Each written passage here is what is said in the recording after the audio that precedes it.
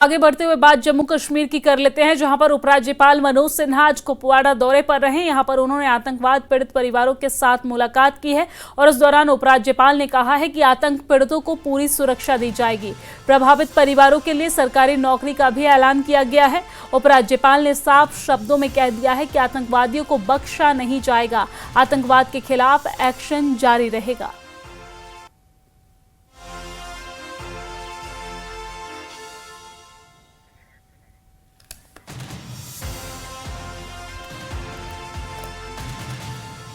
गया था, वहाँ भी ऐसे अनेक टेरर विक्टिम फैमिली से मिला। आप सब लोग जानते हैं कि पिछले कुछ महीनों से ये एक अभियान चला हुआ है और अब तक लगभग 250 के आसपास सरकारी नौकरी दी जा चुकी है। कुपवाड़ा में भी आपके समक्ष आपने देखा, कई टेरर विक्टिम फैमिली से मुलाकात अभी हुई है, कई लोगों की बात हमने सुनी है। पूर्व निर्धारित जो जम्मू कश्मीर प्रशासन का फैसला है, हर जेन्युइन टेरर विक्टिम फैमिली को एक सरकारी नौकरी दी जाएगी।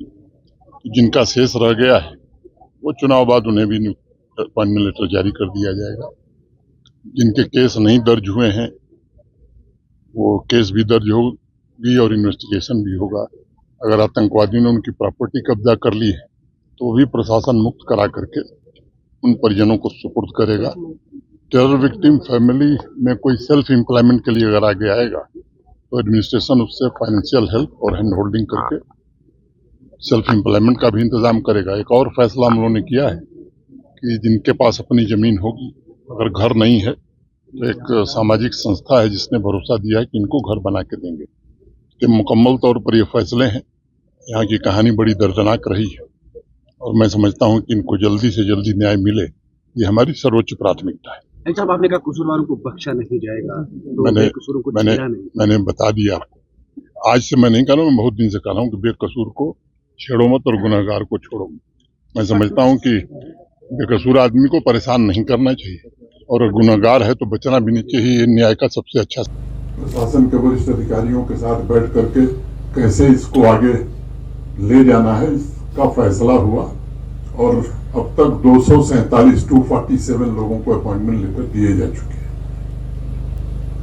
पोर्टल भी बन गया है, एप्लीकेशंस बहुत आ रही हैं, तो उसमें जो टेरर विक्टिम हैं उनकी भी आ रही है और जिन्होंने टेरर फैलाया उनकी भी आ रही है। तो ये मैं यहाँ जोर देकर के कहना चाहता हूँ कि टेरर विक्टिम कोई भी नहीं छूटेगा जिसको सरकारी नौकरी न मिले या जिसकी मदद न हो। लेकिन जिन्होंने टेरर फैलाया उनको मैं नहीं समझता हूं कि किसी मदद की दरकार है, जिन्होंने बेगुनाह लोगों की जान ली है। एक समय था जब उन्होंने यहाँ फायदा उठा करके बहुत सारे लाभ लिए हैं।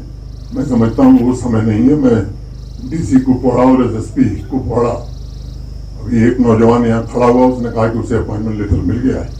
आप लोगों से मेरी अपेक्षा होगी कि दर्दपुरा गांव या आसपास के जो इस तरह की टेरर विक्टिम फैमिली है, पर्सनली सीनियर ऑफिसर्स को लगा करके एक एक केस को आइडेंटिफाई करिए।